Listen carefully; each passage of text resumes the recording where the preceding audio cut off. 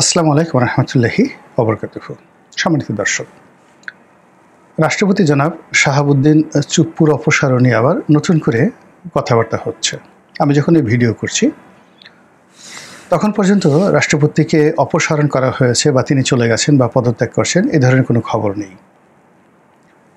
গত 1 বছর ধরে যারা বিপ্লব করেছেন তারা এবং যারা আওয়ামী বিরোধী শক্তি তারা এক বাক্যে একযোগে বলার চেষ্টা করছেন যে শেখ হাসিনার দোসর এবং শেখ হাসিনার পাওয়ার হাউস রাষ্ট্রপতিকে শপথে রাখাটা ঠিক হবে না। 1 2 নম্বরে তারা বলার চেষ্টা করছেন যে এই রাষ্ট্রপতির পদে থেকে তিনি যেভাবে ক্ষমতার ব্যালেন্স করছেন এবং যেভাবে আওয়ামী লীগের ফিরে আসার একটা পথ তিনি খোলা রেখেছেন, জরুরি অবস্থা জারি এবং সেনা শাসন ক্যান্টনমেন্টের একটা মেলাবন্ধন হিসেবে যেভাবে বঙ্গভবন কাজ করছে, এটা বিপ্লবের সমস্ত উদ্দেশ্য নস্যাৎ করে দিচ্ছে। কাজেই এই মুহূর্তে যদি বিপ্লবকে সফল করতে হয়, ডক্টর মোহাম্মদ ইউনূসকে স্বাধীনভাবে কাজ করার জন্য তাকে যদি ব্যাকবোন অর্থাৎ মেরুদণ্ড সোজা করতে হয়, তাহলে চুপ্পু সাহেবকে তাড়াতে হবে। আরও বলা হচ্ছে, বিশেষ করে ফরহাদ মাজহার সাহেবদের মতো যারা লোকজন, সংবিধান ছুঁড়ে ফেলতে হবে এবং রাষ্ট্রপতি চুপ্পুর অধীন যে শপথ নেওয়া হয়েছে এবং সেই শপথে যেভাবে সংবিধানের কথা বা সুপ্রিম কোর্টের রেফারেন্সের কথা বলা হয়েছে সব ছুঁড়ে ফেলে দিতে হবে, নতুন করে শপথ নিতে হবে, বিপ্লবী সরকার ঘোষণা করতে হবে। এছাড়া এই সরকারের মুক্তি নেই এবং দেশের কোনো উন্নয়ন নেই। তো এ সকল পরস্পর বিরোধী কথাবার্তার কারণে আমরা প্রায় শুনতাম যে আজ চুপ্পু সাহেব চলে যাবেন, কাল ওটা হবে, পরশু দিন ওটা হবে। আবার কেউ কেউ হয়তো আওয়ামী লীগের ফিরে আসার, সেনা শাসন, জরুরি অবস্থা জারি হওয়ার নানা রকম গুজব বিভিন্ন সময় ছড়িয়েছেন। আমরা দেখেছি চুপ্পু সাহেবের পদত্যাগের জন্য ছাত্ররা দাবি করেছে, বিপ্লবীরা দাবি করেছে, বিভিন্ন সংগঠন বঙ্গভবনের সামনে তারা অবস্থান নিয়েছে, কিন্তু শেষ পর্যন্ত হয়নি। আমরা দেখেছি যে রাষ্ট্রপতির যে অপসারণ, এটা বিএনপি সমর্থন করেনি, ফলে ডক্টর মোহাম্মদ ইউনূস এবং তার যারা সরকার তারা এই দাবি থেকে পিছিয়ে আসতে তারা বাধ্য হয়েছে। আমরা দেখেছি যে রাষ্ট্রপতিকে রক্ষার জন্য সেনাপ্রধানের চেষ্টা ছিল। এই কারণে যারা বিপ্লবী বা যারা সরকার চালনা করছে তারা এই বিষয়টি নিয়ে তারা সামনে এগোতে পারেনি।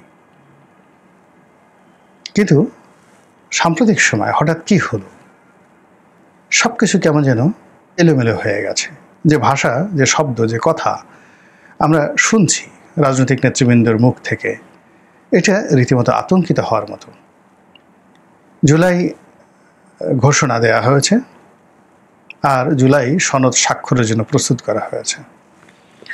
এখন জুলাই সনদ স্বাক্ষর হওয়ার পরে সরকার কি একটা বিপ্লবী সরকার হবে? এবং সেক্ষেত্রে সংবিধান থেকে শুরু করে যা কিছু আসে সবকে তছনছ হয়ে যাবে। এই গেল 1। 2 নম্বর হলো যে নির্বাচন অনেক পরের কথা। এই মুহূর্তে ডক্টর মোহাম্মদ ইউনূসের সঙ্গে বিএনপির যে সম্পর্ক, এই সম্পর্কটা কি কন্টিনিউ করবে? অথবা ক্যান্টনমেন্ট যেভাবে গণভবনের রক্ষার ব্যাপারে ভূমিকা রাখেনি, কিন্তু তারা যেভাবে বঙ্গভবন রক্ষার ব্যাপারে দৃঢ়তা দেখিয়েছে, ওটা কি শেষ পর্যন্ত থাকবে? এ সকল বিষয় নিয়ে যখন আলাপ আলোচনা হচ্ছে তখন হঠাৎ করে জানা গেল যে পররাষ্ট্র মন্ত্রণালয়ের হুকুমে, অবশ্য টেলিফোনিক হুকুম, কোনো যাকে বলা হয় অফিস অর্ডার নয়, তাহলে বিশ্বের বিভিন্ন দেশে যে অফিসগুলো রয়েছে, আমাদের মিশনগুলো রয়েছে, আমাদের রাষ্ট্রদূতের অফিসগুলো রয়েছে, সেখান থেকে অচিরে ইমিডিয়েটলি রাষ্ট্রপতির ছবি নামিয়ে ফেলার জন্য নির্দেশ দেওয়া হয়েছে। আর এটা দেশের প্রধানতম গণমাধ্যমে আসার সঙ্গে সঙ্গেই সবাই আশঙ্কা প্রকাশ করা হচ্ছে যে তাহলে কি রাষ্ট্রপতি অপসারিত হচ্ছেন? তার জায়গা থেকে নতুন রাষ্ট্রপতি আসবে, নাকি নতুন কিছু একটা হচ্ছে যেখানে মানে এখন যে পুরো শাসনতান্ত্রিক ব্যবস্থা, সাংবিধানিক ব্যবস্থা এখন যে সরকারের যে স্ট্রাকচার রয়েছে সেগুলো সব তছনছ হয়ে যাচ্ছে, নতুন কিছু হচ্ছে। আর যদি নতুন কিছু হয় তাহলে সেক্ষেত্রে কি নির্বাচন হবে নাকি নির্বাচন হবে না, কি হচ্ছে দেশে? ফলে এই যে রাষ্ট্রপতিকে অপসারণ করা হচ্ছে বা হবে, রাষ্ট্রপতির ছবি নামিয়ে দেওয়া হচ্ছে বা হবে, এই ঘোষণার পরে পুরো দেশ আতঙ্কিত। রাস্তাঘাটে ভিড় কমে গেছে, মানুষের মধ্যে নীরবে ফিসফিসানি শুরু হচ্ছে, এবং আমরা যারা কন্টেন্ট তৈরি করছি আমরা মানুষের ভয় এবং আশা আকাঙ্ক্ষার এই কথাগুলো তুলে ধরতে পারছি, কিন্তু আমরা আসলে কিছু জানি না। তো এই বিষয়গুলো নিয়ে খুব সংক্ষেপে আলোচনা করার চেষ্টা করবো আজকের এই ভিডিওতে। আমার কাছে মনে হচ্ছে যে পরিস্থিতি স্বাভাবিক নেই, কোত্থেকে যে বাতাস প্রবাহিত হচ্ছে বোঝা যাচ্ছে না। আজকে দেখলাম যে উত্তরবঙ্গে তিস্তা প্রকল্প, যে প্রকল্প শেখ হাসিনার জামানাতে শেখ হাসিনা গ্রহণ করেছিলেন, মূলত ভারতের সঙ্গে যখন তার সম্পর্ক তলানিতে চলে যায় তখন এখানে চীনা বিনিয়োগ 12,000 কোটি টাকার একটা প্রকল্প শেখ হাসিনা পাশ করে ফেলেছিলেন এবং চীন 10 পায়ে দাঁড়িয়েছিল। কিন্তু শেষ মুহূর্তে এসে সেটা ফাইলবন্দি তিনি করেন ভারতের চাপে, তিনি সেটা করতে পারেননি। ওই সময়টাতে আমি বলেছিলাম যে শেখ হাসিনা এই যে দ্বিধাদ্বন্দ্ব ভুগছে ভারতের সাথে, এটি তার জন্য ঠিক হচ্ছে না। তার চীনা কর্তৃত্ব মেনে নেওয়া উচিত এবং চীনের সঙ্গে তার একটা সমঝোতা করা উচিত। তো সেই যে প্রকল্পটি এখন নতুন করে বাস্তবায়িত হচ্ছে বলে সৈয়দা রেজওয়ানা হাসান তিনি বলেছেন আজকের খবরে সেটার প্রধান শিরোনাম। ইট মিনস যে চীন এখানে এগিয়ে আসছেন এবং ভারতকে এখন বর্তমান সরকার দুই পয়সা দিয়ে পাত্তা দিচ্ছেন। এবং চীন যদি এখানে তিস্তা প্রকল্প বাস্তবায়ন করে তাহলে সেই প্রকল্প বাস্তবায়ন করার জন্য চীনের একটা মিলিটারি ইউনিট থাকবে উত্তরবঙ্গে, এবং সৈয়দপুরে যে বিমানবন্দর নির্মাণের কথা আমরা শুনেছিলাম, যেটা ভারতকে সরাসরি চ্যালেঞ্জ জানানো চীনের অর্থায়নে, সেটাও হবে।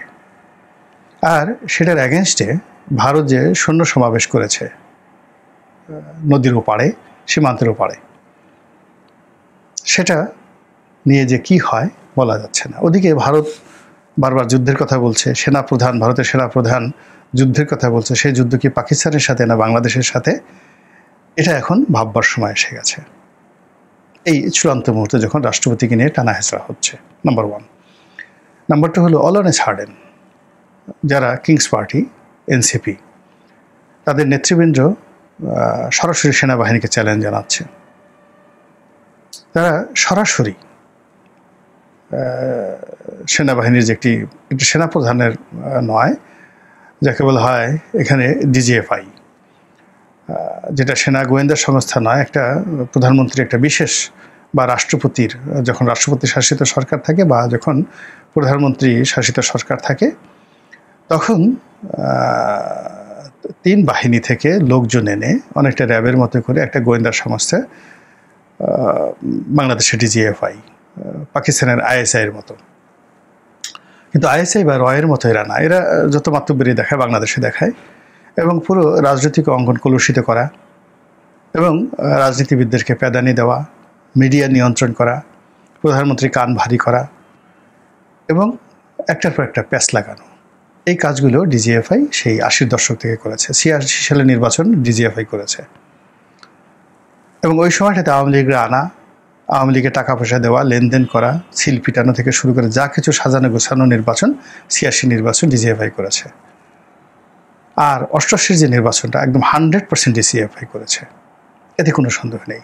2014, 2018, 2024 এই পুরো 3টি নির্বাচনের মাস্টার প্ল্যানার এবং যত এখানে অঘটন সব কিছু ডিজিএফআই করেছে। এবং বলা হয়ে থাকে আয়নাঘর তারা তৈরি করেছে, বলা হয়ে থাকে এখানে ভারতের রয়ের একটা অফিস ছিল এবং রয়ের কর্মকর্তারা ডিজিএফআই অফিসে বসে শেখ হাসিনা সর্বনাশ করেছে, বাংলাদেশকে গান করে দিয়েছে।